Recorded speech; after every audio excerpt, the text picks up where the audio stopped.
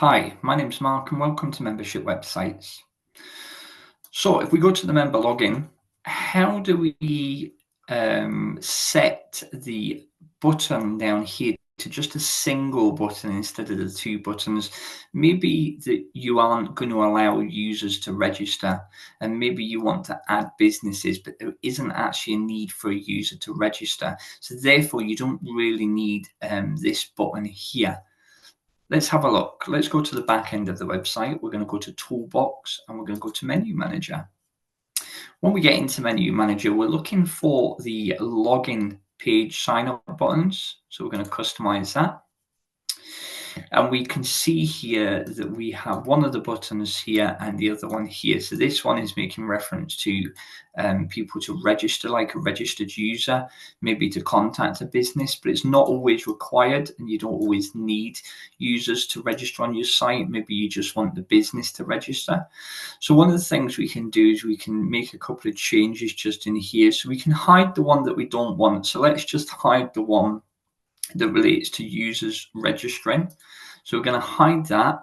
If we save that and you go to the front end of the website, so we'll save that, and then we'll go back to the front end, you'll see that one of the buttons is missing.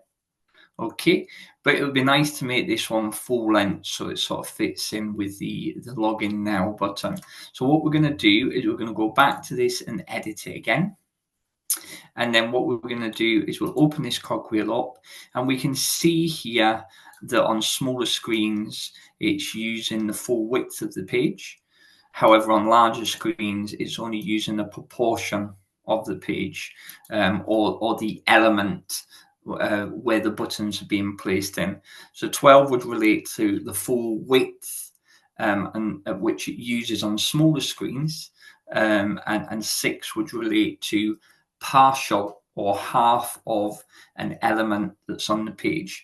So if we change the 6, so we just go and change the 6 and make it 12, we'll save the changes. There we go. And then we'll refresh the page. You can see now that the button is equal length to the login now button.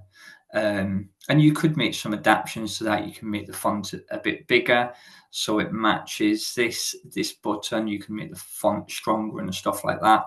But the idea of this this quick guide here is just to show you how you can remove one of the buttons and then make the other one the full width on the member login page.